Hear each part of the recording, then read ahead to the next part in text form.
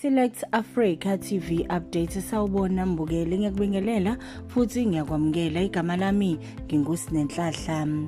uMongameli weqembu Inkatha Freedom Party uMnumzane uVele Nkosini Hlabisa usehambele indawo yaseThekwini ukuyobheka umonakalo owenziwe yizikhukhula ozihlasele le ndawo.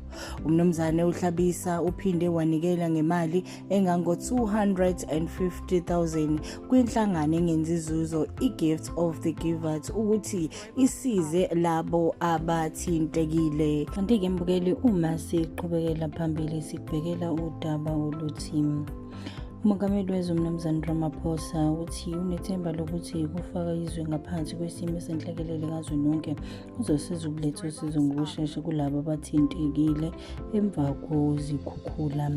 uRamaphosa ubethulela isizwe izinhlelo zikahulumeni zokubhekana nenhlekelele edalwe izikhukhula kulezi zinsuku ezedlule. Kule nhlekelele kudlule emhlabeni abantu abangaphezulu ka-600 ezifundazweni ezintathu, kanti kusathungathwa abanye abangu-40. Kanti-ke ukubekeke kwacaca ukuthi imigwaqo engaphezu kuka-1,400 okufaka phakathi nomgwaqo onguThelawayeka N2 ucekeleke phansi nayo. Kanti-ke uRamaphosa uthi bazobhekana nale nhlekelele ngezigaba ezintathu. Kanti-ke sikuphethela ngodaba oluthi KwaZulu Natal idinga imali engango-1.8 billion ukulelekelela abadilikelwe izindlu ngenxa yezikhukhula zangesonto eledlule.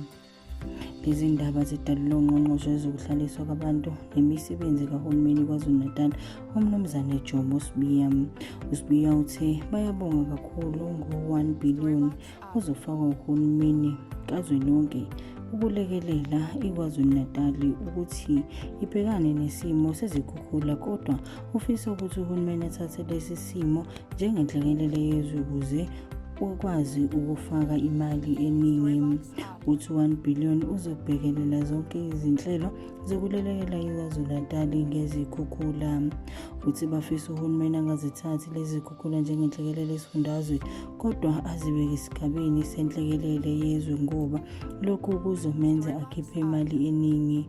Uthi njengamanje badinga u-1.8 billion ukusiza abadilikelwe izindlu neminye iminyango idinga imali ethile. Ngakho u-1 billion kahulumeni kazwelonke ngeke ubhekelele wonke umonakalo, kuchaza yena uSibiya. Uphinde-ke waveza ukuthi ziwu-3,937 izindlu ezidilike zashabalala, kanti ziwu-13,556 ezidilike kancane.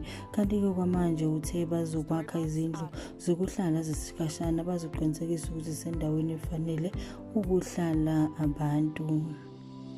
Izona-ke mbukele sikuphathele